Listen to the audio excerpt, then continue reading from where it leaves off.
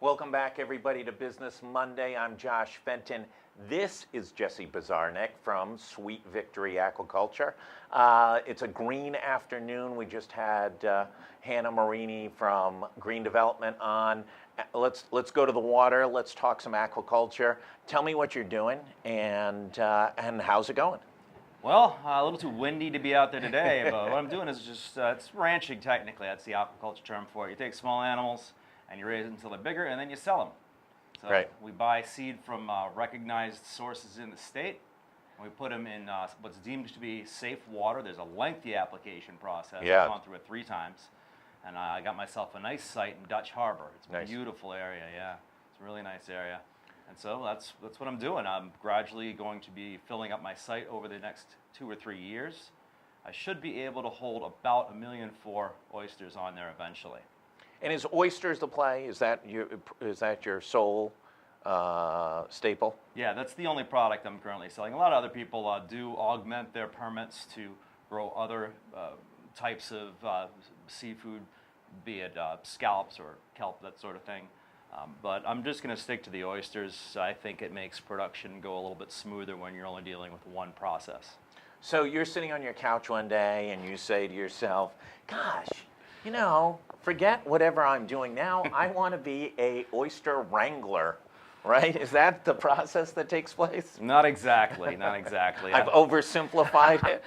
A little bit. I wasn't on my couch, actually. I was in my advisor's office in school at URI. Excellent. And I was trying to figure out exactly what to do with myself. And literally, in the process of looking through all the careers that were available, I saw oyster farmer, and it jumped out because it was much different than anything else. My imagination took hold, and I started picturing all kinds of things that it would be, and you know what, it's all pretty much true, except there's a lot more work involved. I learned this when I was working on Perry Rasso's oyster farm, the Bazarnick oyster farm. That was a really great experience for me there. And how long did you work with him? I mean, he's sort of been at the forefront in Rhode Island. Yes. You know, first to market kind of situation, and now he's grown into really an entire supply chain of different fresh foods, not only to feed his restaurant, but others as well. What did you learn from him? Wow. Well, the first thing I learned was the procedure of growing oysters, how to keep them happy, what you need to do to get them growing efficiently and keep them growing efficiently, and about all the things, how much labor is involved. There's an awful lot of work involved in that. Most important thing I learned from Perry, though, was his business acumen, his tremendous business acumen. One of the first things that he did after he got the farm going is he bought the nearby restaurant that all of us know and love, the Bazarnick Oyster Bar. I love eating there. And so that was a really terrific experience to watch that unfold in front of me. Did a massive upgrade to the facility and his capabilities there while I was working there. That was really neat to watch too. The main thing that I enjoyed about that farm, though, is just working with the guys out on the water. That was a really great experience for me. I learned an awful lot from people who been there for a while. So talk a little bit about what your day is like. I mean, is it, I'm in the office early, then I'm out on the water, then I'm Not a lot of office time. Not a lot That's of why office I time. chose this profession, oddly enough. No, there's very, very little in terms of paperwork, things of that nature. I pay the bills once a month. That's about it. Great. But mostly I get out on the water. I flip over the cages, see what's going on, and then make sure they have the appropriate stocking density for the size. I take stock of what is in the water and when I'm going to be able to harvest something. I do that almost every chance I get, so I'm constantly updating my information. They grow fast, and they don't all grow at the same pace, so you have to separate the large ones from the small ones, or they'll eat all the food. Right. And the small ones won't get anything. You put all the big ones in a bag together, upstream is where I put them. And so that's pretty much what my day consists of, that and fixing my boat. And then where are you selling them to? How are you driving revenue to the farm? Selling oysters I come from a 20-year sales background. Yeah. And when I was thinking of a product that I'd like to sell, because when I was sitting down in that advisor's office at URI, I was thinking I want to make a product and sell it. And then I'm thinking about the headaches involved with selling and dealing with customer service and that. I wanted to streamline as much as I can. So I found a product that has infinite demand, limited supply. You can make it right here in Narragansett Bay. There's about 70, 75 oyster farms at this time that are in existence. all they need to do is bring them to a wholesaler. They take all of them. If I really want to get a little bit more money for them, then I can start selling to some of the seafood distributors around. They do pay about 10 cents a piece more for them. So I can augment my income by visiting some of those guys. I do work with some seafood distributors like that, but mainly wholesalers. If I produce 2,000 oysters in a week, there's no way anyone who's got 5 or 6 locations can possibly absorb them all. Great. You tapped into Commerce RI and CIC in getting some seed funding to help you develop to the next level. Yep. Talk a little bit about what you worked on them with, and then what the process was. Well, it was a relatively easy process. One of the things I sold during my extensive sales experience was finance, commercial as well as residential or finance. A lot of mortgages, also a lot of SBA loans, equipment leases for businesses, that sort of thing. So to me, the process was relatively easy.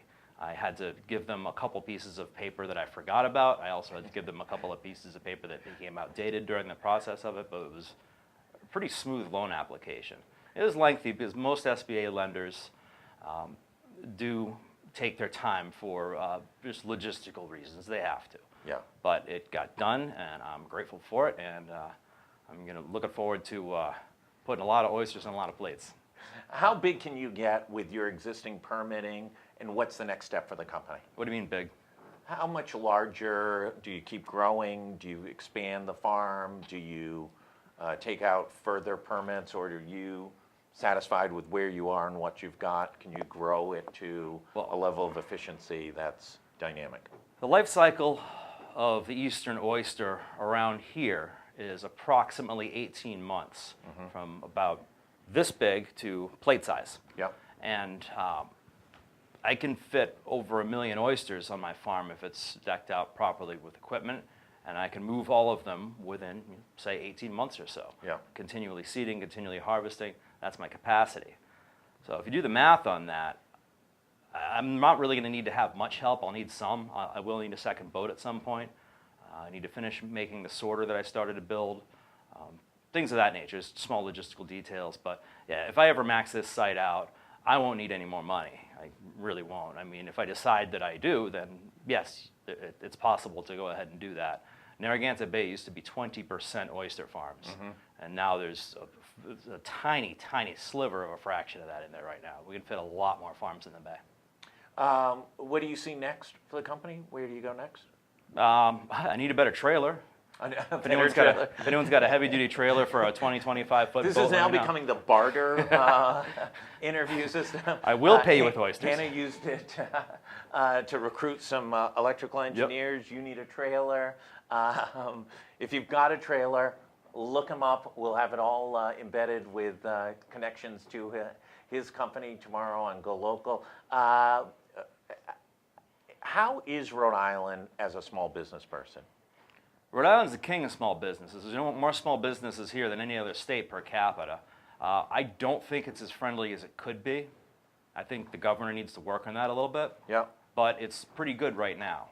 Give any suggestions, and the reason why they actually have an effect. Liz Tanner was on here last week. She's the head of Department of Business Regulation. She regulates everything from liquor stores to banking regulation, and she's about as responsive a regulator as I've ever seen in the state in the last 30 years. So give a couple of suggestions of how Rhode Island could improve. First of all, there's absolutely no reason why there should be a demand for Rhode Island entities becoming Nevada or Delaware corporations. That shouldn't be happening. And I'm probably about to do it myself unless somebody can do something for me to prevent that from happening. Yeah. It shouldn't be in my best interest to do that. It's certainly not in the state's best interest, and they seem to be turning a blind eye to it. Another thing that's very important is helping businesses grow. How do you grow? Well, for me, I would need a facility with a walk-in cooler so I can get on the interstate shippers list. I can't just throw my oysters in the back of my pickup truck and start driving around selling them. That's highly illegal. But I can put them in a cooler and have someone like Pangea Seafood up in Boston buy them from me. The reason this is important is now 100% out-of-state revenue is going into my bank account and getting spent around the state. Instead of selling them to a bunch of local bars, we're just churning up the same revenue. We're not bringing out-of-state money in. That's got to be the focus. That's great. Jesse, I want to thank you for coming in. Thanks for having me. Trailer, folks, hit him. We'll have the links. 22 feet with a keel. I need rollers, not slides. Rollers, not slides. You heard it here. Go Local Live on the Small Biz Show. Thanks so much, Jesse. you. Really appreciate you coming in. And we'll be right back in about 10 minutes with Next Up. Thanks, everybody.